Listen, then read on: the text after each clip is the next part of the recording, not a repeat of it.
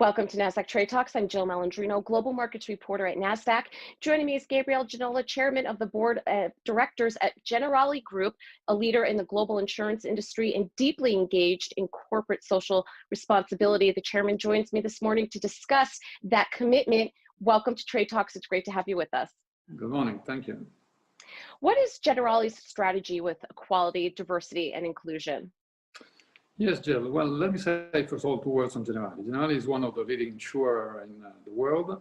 We operate in more than 50 countries, 400 companies, 72,000 employees. So we are a truly international group. And being so much international, diversity and inclusion is really a fundamental key to develop a strategy which shoots to be a lifetime partner of our customer. Now, going more closely to your question, you see, for us, for me, differences make the difference in reaching the objective that you just stated to create value for our stakeholders. We have many initiatives on a global scale in different countries, and we monitor these initiatives that were started already at the beginning of our strategic plan, which is in progress.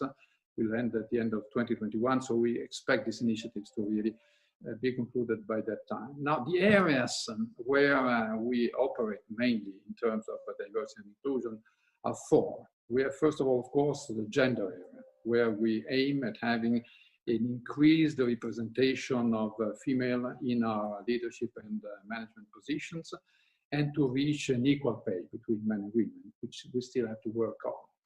Then we have the generation area. Of course, we expect to reach a better balance among generations and to attract, retain young talents. Then we have the cultural area, because as I said, being so international, we expect to have a different nationalities, different cultures, different contributions from our colleagues. Then we have the inclusion area, which is extremely important. We are determined to fight every kind of discrimination. We are particularly careful in the area of the disability, the area of what we call a different ability reality, and for the so-called LGBT groups. Basically, our view is that obviously we are all human beings. Each one has his own characteristics with different experiences, different professionality, but this is really what makes our company rich of possibilities and of potential. Can you mention the main concrete actions deployed through your D&I strategy to leverage the group's multiple differences?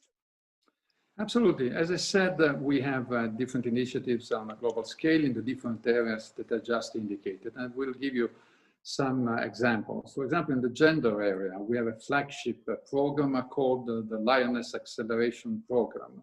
Lioness is because our symbol, as you know probably, is the lion, so Lioness Acceleration Program means that this program is intended to accelerate the career development of our senior female managers. And we do this through special coaching in terms of executive presence, of networking capacity, of communication capacity. So this should allow us to really speed up, the progression of such managers. We have another smaller program called Elevate for female managers on lower levels with the same objective.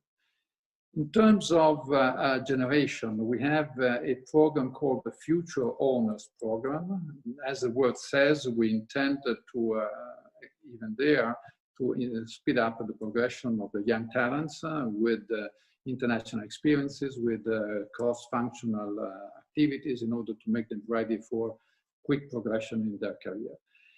In terms of culture, we have a very nice program called We Learn.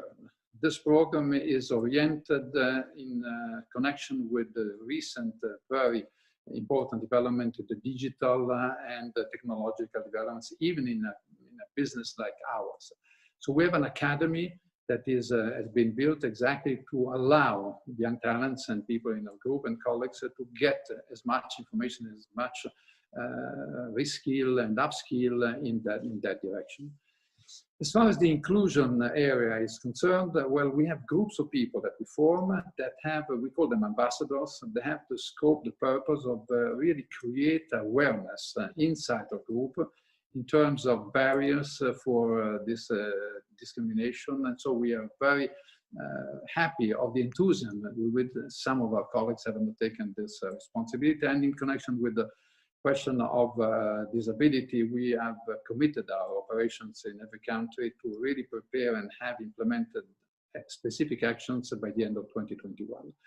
In general, we appreciate very much this kind of developments, and the meritocracy is also linked to our activities. So we have this community of practices that we've built that make together different colleagues from different geography, different professionalities, and so on. And one domain is really the D&I community that is chaired by our general manager that has this specific purpose of creating people that spread around the group this culture, this approach, and this objective. And Chairman, let's wrap up with the communities that you serve. How is Generali giving back with purpose? Yes, well, you see, we have a purpose that I like very much, the definition. It says we help people shape a safer future, caring about their lives and their dreams. And this is, the objective, the real sense of what we do in order to create value also for our stakeholders in the general area of sustainability. And sustainability is a long roadmap for us in the sense that it started years ago, and now we have a pretty good setup in terms of how to deal with this kind of questions. We have three levels: the governance, the business, and the community. In terms of governance, we have set up since some time different committees at the board level, the one that I chair particularly inside the board, at the committee, at the management level that are in charge of implementing the policies that the board establishes in this respect. On the business level, we have different engagements, different objectives, which are quantitative, and they are both in the underwriting area and in the investment area, with specific, as I said, targets that are being certified at the end of each year by outside auditors, and that prove in terms of reality that we want to act as we say, you say normally walk the talk, and we walk the talk in that respect, reaching, as I said, very precise objectives at the end of each year. And the third area, the community level, is another very nice program called the Human Safety Net, which is the activity of our foundation that I chair. And this program takes care of people with particular disadvantages, like family in difficulty with kids from 0 to 6 years of age, or immigrants that have problems in getting involved into the economic scenario, so they need some preparation, some formation.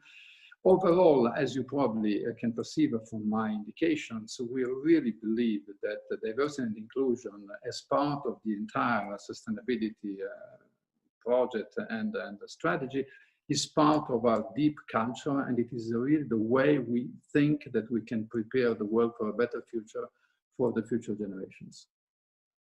Chairman, thanks for joining us on Trade Talks. It was great to have you with us. Thank you very much, Jill. Thank you. And thanks for joining me. I'm Jill Malandrino, Global Markets Reporter at Nasdaq.